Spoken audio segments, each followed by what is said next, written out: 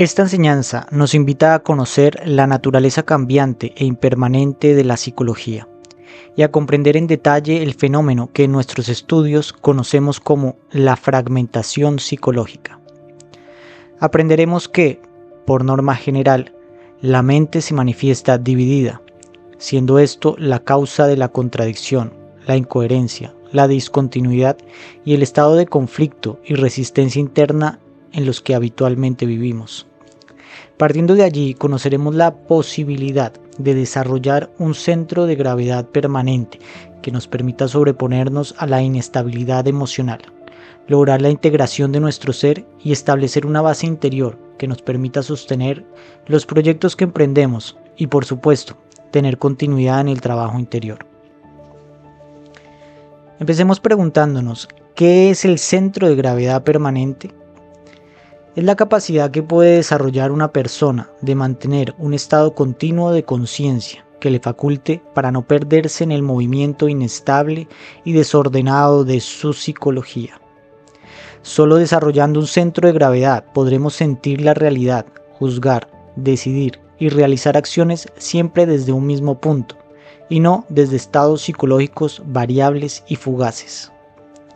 Siendo el emprendimiento del despertar un trabajo a largo plazo que no se realiza de un día a otro, resulta indispensable que podamos desarrollar un centro de gravedad permanente. Cuando una persona dice con resolución una cosa y poco después afirma lo contrario, cuando comienza muchos proyectos pero termina muy pocos, cuando se muestra constantemente variable, cambiando de parecer, cuando se le ve hoy abatido por la tristeza y al momento eufórico, saltando en sus estados de ánimo, es un síntoma claro de que no tiene un centro de gravedad permanente desarrollado. Y esto no debe extrañarnos, pues esta es la condición de la mayoría de personas, ya que nadie nace con un centro de gravedad y solo por medio de un trabajo interior consciente sobre sí mismos podemos llegar a desarrollarlo. Pensemos ahora un poco qué es la individualidad y la fragmentación psicológica. La mayoría de personas ignoran que no tienen un centro de gravedad permanente y por eso viven convencidas de que poseen una voluntad propia, firme y continua. Esto es, que son individuos. Creemos que somos individuos porque tenemos gustos, creencias, formas de vestir y preferencias que parecen diferentes a los de los demás. Sin embargo, debemos observar que parecer diferentes no nos hace individuos. Desde la perspectiva del autoconocimiento, la individualidad es una cuestión interna. De hecho, la palabra individuo está relacionado con ser internamente uno, pues a pesar de que afuera parecemos uno, de que nos movemos dentro de un solo cuerpo, de que tenemos un nombre, un documento único de identidad, etc., en lo interior estamos divididos y somos muchos. En el mundo psicológico no actuamos desde una unidad, sino a partir de diversos fragmentos que se relevan el turno constantemente y no tienen comunicación entre sí. En nuestros estudios conocemos estos fragmentos con el nombre de egos, yoes o agregados, los cuales pueden verse no solo como actitudes distintas, sino como personas completamente diferentes que viven dentro de nosotros, cada una poseedora de unos fundamentos, gustos, deseos, sentimientos y patrones de comportamiento particulares. Si observamos estos yoes, estas entidades, estos fragmentos por separado, notaremos sin la mayor dificultad que los sentimientos, prioridades, intereses y patrones de conducta del yo iracundo, por ejemplo, son muy diferentes a los del yo lujurioso o a los del yo glotón. De esta manera, lo que puede ser prioritario, bello, útil, admirable y esencial para un yo, puede no serlo para otro. Uno de nuestros yoes puede sentir simpatía por una persona, mientras a otro yo le puede desagradar. A un yo le puede interesar una actividad que es despreciable para otro. Durante un día cualquiera, desfilan por nuestra mente una variedad de yoes opuestos, contradictorios y cambiantes. Pero entonces, si esto es así, ¿cómo es que no nos damos cuenta? Sucede que, primero, no nos autoobservamos o rara vez dedicamos un tiempo para dirigir la atención hacia el interior de nosotros mismos.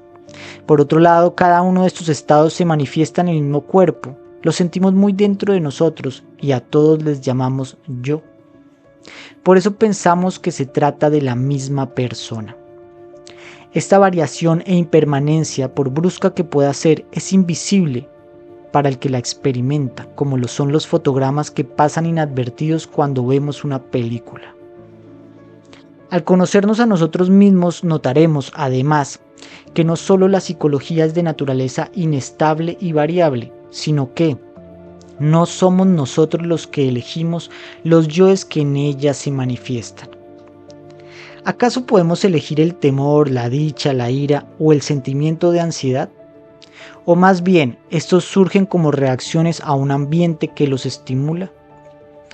Esto confirma aquel concepto que ya hemos mencionado en otros estudios acerca de lo que llamamos voluntad propia. No nos movemos, sino que somos movidos. Si los egos fueran parte de nuestro real ser, tendríamos poder sobre ellos como lo tenemos con las manos para mover los dedos, levantar un objeto o abrir y cerrar el puño a nuestro antojo. Podríamos elegir dentro de la gama de estados internos el más eficiente y acorde para abordar una acción. No obstante, lo cierto es que los yoes se activan por reacción mecánica a los estímulos del ambiente, y una vez se manifiestan, son ellos los que adquieren poder sobre nosotros. Activada la preocupación, la ansiedad o el temor, no hallamos la forma de salir de allí. Generalmente, son las personas las que inventan mil cosas para escapar del martirio de sus propios estados internos, ya sea frecuentando distracciones o embriagando la mente con alcohol, con drogas o con muchas otras cosas. Preguntémonos ahora, ¿qué sucede cuando vivimos a partir de esta fragmentación? ¿Qué sucede cuando vivimos basándonos en todos estos yoes? Si vivimos a merced de infinidad de programas psicológicos variables, ¿puede haber en nosotros libre elección, creatividad o inteligencia? O más bien, todas nuestras elecciones que suponemos propias y voluntarias son seleccionadas previamente por nuestro condicionamiento. ¿Elegimos no pasar por el puente? ¿O es el yo del miedo a las alturas el que previamente ha elegido por nosotros? ¿Elegimos las actitudes con las que respondemos a los desafíos de la vida? ¿O son las reacciones predecibles de una mente ya condicionada la que nos hace responder con intolerancia, ira o con sumisión? Y si respondemos a través de programas, ¿hay en esto inteligencia? Y peor aún, ¿qué sucede cuando estos programas se contradicen? Pensemos por un momento en el fenómeno de la contradicción, la incoherencia y la discontinuidad de propósitos. Fenómenos tan comunes en personas que no han desarrollado un centro de gravedad permanente. Los programas que hacen parte de una mente fragmentada son muchas veces contrarios entre sí. Un yo afirma una cosa en un momento y al otro rato otro yo lo niega. Esta característica de la mente fragmentada juega en nuestra contra y sin darnos cuenta nos convertimos en el peor obstáculo de nuestros propios emprendimientos. Siendo que la mente de la mayoría funciona a partir de este principio, no debería sorprendernos que la incoherencia predomine entre las personas. Somos incoherentes cuando afirmamos algo en teoría que contradecimos con nuestros comportamientos. Somos incoherentes cuando intentamos realizar proyectos con métodos que no se corresponden para nada con los resultados que esperamos. Cuando, por ejemplo, queremos desarrollar una habilidad que nunca practicamos, cuando queremos aprender algo que jamás estudiamos, o cuando queremos terminar algo que estamos constantemente postergando.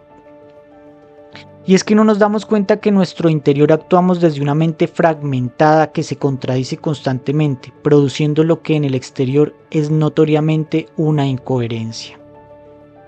En un momento, inspirados en el entusiasmo fugaz de un yo pasajero, elegimos algo, emprendemos y nos comprometemos, sin tener en cuenta que las afirmaciones que estamos haciendo pueden ser negadas por las de otro yo que se manifieste un rato más tarde. El yo entusiasta se interesa mucho por aprender, pero luego, en el momento de sostener lo emprendido, puede ser que se manifieste otro yo que siente más atracción por otra cosa. Tal vez por una novela, por un viaje o simplemente por no hacer nada.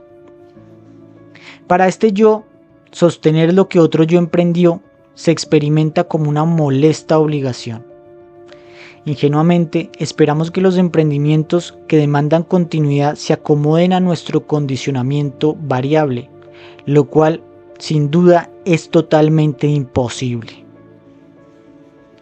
Desde el yo moralista o religioso podemos emitir opiniones y realizar votos que luego contradeciremos cuando estemos rodeados de amigos o identificados con el yo bebedor. Lo que puede parecernos correcto y aceptable desde un yo puede generarnos culpa y remordimiento desde la actividad de otro. Un ejemplo de esto es cuando el yo vanidoso siente culpa por lo que hizo el yo glotón. Esta contradicción por su parte es un gran impedimento, porque constantemente estamos chocando con las elecciones y las responsabilidades que asumimos desde un ego que ya no está activo en nuestra psicología. Es obvio que cuando nuestro condicionamiento no coincide con lo que debemos hacer, experimentamos gran malestar y resistencia, incluso hacia esas actividades que nosotros mismos hemos elegido. Este conflicto y lucha interna, por su parte, son causa de un tremendo desgaste y de un gasto innecesario de energía. Pensemos ahora un poco en el conocimiento interior, en este emprendimiento que estamos haciendo. ¿A qué yo podríamos delegárselo? ¿A qué yo podemos delegarle el trabajo interior, el propósito de establecer un hábito saludable, un proyecto de conciencia? Si no hay ningún yo que dure lo suficiente para sostenerlo, pues esto es a largo plazo. ¿Cómo podremos darle seguimiento entonces al trabajo interior? Lo común es que las determinaciones, decisiones, compromisos y emprendimientos que iniciamos motivados por la actividad de un yo entusiasta queden inconclusos cuando se manifiesta otro que nos hace sentir interés y deseo de ocuparnos en actividades diferentes. Sin embargo, a pesar de que exista evidencia que cualquiera puede verificar, muchas personas podrían decir: este no es mi caso. Yo llevo trabajando 30 años en el mismo empleo y siempre he sido continuo en el cumplimiento de mis deberes. Lo que en parte puede ser cierto, hay mucha gente que logra ser continua en muchas cosas. Mas hay que observar esa continuidad, pues no ha sido sostenida por la voluntad consciente, sino estimulada por las presiones existenciales, por la necesidad, por el miedo a la pobreza, por la obligación. Las personas pueden ser continuas cuando están obligadas a hacerlo o cuando encuentran algún tipo sostenido de gratificación. Mas cuando estos estímulos desaparecen, se hace notoria la carencia de un centro de gravedad. El ego solo puede tener continuidad si de por medio existe una promesa de placer o una amenaza de dolor. Eso tiene que quedarnos muy claro. Incentivos que no nos valen para emprender un trabajo sobre nosotros mismos. El camino del despertar de la conciencia nos puede dar lucidez y bienestar, pero no placer. Y por eso el ego no tiene motivación para sostenerlo. Cuando nos proponemos a comenzar un trabajo de cambio trascendente en relación al despertar de la conciencia, descubrimos que es difícil sostenerlo, porque el entorno y los obstáculos activan constantemente en nosotros yoes que tienen intereses y deseos muy diferentes. ¿Qué yo tendrá el entusiasmo y la continuidad necesarios para perseverar en el camino interior, que es poco concurrido, muchas veces incomprendido, espinoso, despreciado, empinado, y nos exige nadar contra la corriente entregando todo de sí? Al estudiar este fenómeno podemos darnos cuenta que mientras vivamos identificados con el ego, será imposible tener continuidad en algo por responsabilidad propia. Ahora bien, ¿Podemos delegarle esto al yo religioso? Es necesario que conozcamos al yo religioso, una parte de nuestra fragmentación psicológica. Dentro de los muchos yoes que pueblan el vasto mundo mental encontramos los de carácter religioso, a los cuales solemos delegar los asuntos de la espiritualidad. Estos yoes entran en escena en su respectivo horario o cuando entramos en contacto con los estímulos que los despiertan. Tal vez una festividad, la relación con un devoto religioso, con un sacerdote, la visita a un templo o nos vimos una película espiritual. Estamos en medio de una congregación o muchas veces el yo religioso surge cuando tenemos un problema insoluble que nos hace voltear la cara a Dios. Pues bien, los yoes religiosos, al igual que los demás yoes, poseen sus respectivas características y patrones de conducta. Cuando se manifiestan, despiertan en nosotros actitudes devotas, respetuosas, fraternales, dadivosas, penitentes, místicas, arrepentidas, obedientes, comprometidas, adoradoras, fervientes. Sin embargo, al igual que los demás yoes, tienen una autoridad limitada en nuestra psicología y tarde o temprano ceden el turno a otros egos que llegan a instaurar sus propias reglas. Esto produce contrastes de carácter sorprendente, de tal modo que en la mañana podemos ver a una persona actuando como santo en el templo y en esa misma tarde como demonio en el carnaval. La rectitud fraternal y la santidad del yo religioso solo tiene vigencia mientras estamos identificados con él. Si estudiamos esta particularidad de la mente humana, comprenderemos por qué la fraternidad de muchos hombres solo dura mientras se encuentran en el interior de un templo. ¿Por qué las mismas personas que vemos en los oficios religiosos también las encontramos en el casino y en la cantina? Pues el hombre promedio, aquel que no ha hecho un trabajo interior, carece completamente de integridad, de unidad. Pensemos por un momento que dentro del asesino, el estafador, del mafioso y del violador, también hay un yo religioso.